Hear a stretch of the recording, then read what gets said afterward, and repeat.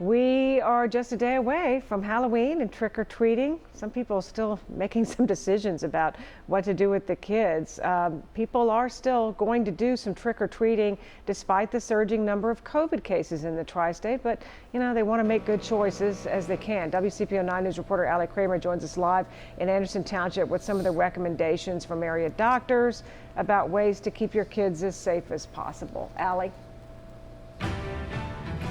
And Julie, I found one of the coolest houses in Anderson Township. My brother would probably take offense to that because he does a pretty big Halloween display himself, and so does TJ Swing. He lives right here on Lynette, and you know what? It's really fun to still enjoy Halloween and, of course, decorate a little haunted house here in the yard so the kids can just kind of walk up to come trick-or-treating. But you know what? There's a lot of people grappling with that decision. Should I send my kids out? What's safe? What should I tell them? And you know what? It's important to pay attention to the CDC recommendations and also those from local doctors. So take a look. The CDC is actually saying, look, traditional door-to-door trick-or-treating, woo, is really not a good idea this morning. But there are some ways that you can actually make it a little bit safer. And some of those recommendations come from Cincinnati Children's Hospital Dr. Robert Frank. He says when giving out candy, place it in the child's bag. Don't let all of those kids and their sticky fingers reach into the candy bowl. Try to stay separated. Don't walk in big groups from house to house. And tell your kids to wait to eat the candy until they get home.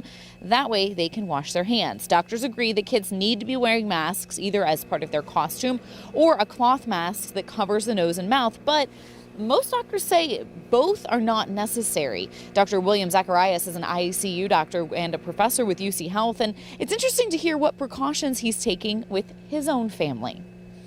Most of us should buy candy for our own kids, eat our candy in our house, have them put on their costumes and enjoy themselves, but not necessarily have to go to everybody on our street.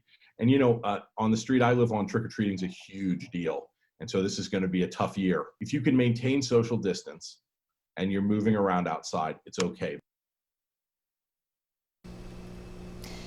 All right, so one of the biggest questions is what to do with that candy before you take some of that from your children. Do you need to disinfect it? Do you need to actually wipe down the candy before you can eat it? Well, doctors say, look, you do not need to wash the candy. It's in wrappers, and if there is any of the virus on the wrappers, it really doesn't live for very long on surfaces, so it should die or be very weak pretty quickly. If you really want to be super careful, you can put that candy away until the next day and then dive into it. But again, really just washing your hands. And Julie, you were all jealous of the Twix candy bars I have. You're not going to be jealous because they've been in my pocket in the car all morning, so they're a little mushy now, but we will send some other treats back to the station for you guys. This is her time of year because Ally Kraemer is evil.